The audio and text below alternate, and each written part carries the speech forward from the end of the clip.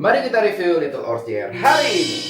Oke, buat nakama yang belum tahu, karakter ini namanya Little Horse JR. Dia itu adalah salah satu aliansia Whitebird ya. Gua dari The Little Pirates. Dia adalah salah satu karakter underrated menurut gua, karena dia tuh sebenarnya berperan besar banget di Marineford Arc. Salah satu yang berkorban untuk Ace. Dia tuh meninggal atau deceased di Marineford Arc. Dan aliansia Whitebird itu pakai badannya buat nyebrang ke Marineford. Jadi figur ini merupakan figur custom pertama gua. Jadi dulu tuh gua mau nyari Little Horse JR dari beberapa studio, cuma karena gua telat koleksinya, udah pada tutup PO semua dan belum ada yang jual. Dan untuk Little Horse JR ini emang gua nggak mau resinnya itu resinnya kecil. Kalau kalian bisa lihat di koleksi Whitebird gua, kebanyakan tuh memang gua belinya tuh yang dari G5 atau dari Apple Studio, di mana dia itu tuh spesialis di figur-figur ukuran WCF. Karena Little Horse JR ini adalah Ancient Giant dan tingginya tuh di dunia One Piece hampir 60 meter, makanya gua tuh nggak pengen dia itu skalanya kecil. Figur ini tuh di 30 sentian, jadi kurang lebih setara dengan TOP.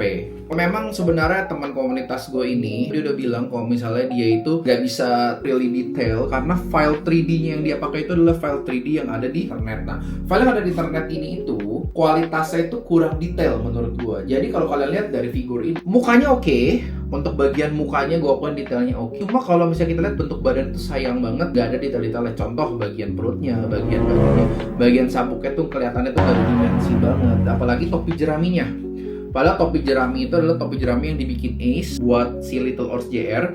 Tapi gue sayang banget detailnya itu cuma begini. Yang kedua yang gue sayangin itu adalah shading kulitnya. Menurut gue ini kurang tepat, karena soalnya warnanya Little Horse JR tuh kayak gini. Ini kegelapan hijau. Kemudian yang sayang dari figur ini adalah weight distribution itu menurut gue salah banget. Jadi itu beratnya itu adalah di bagian belakang. Jadi figur itu nggak bisa berdiri sendiri, masih jatuh. Nah, dan juga kalau misalnya gue bikin base-nya itu cuma tumpunya di kaki, dia suatu saat pasti akan patah di bagian sini. Kenapa?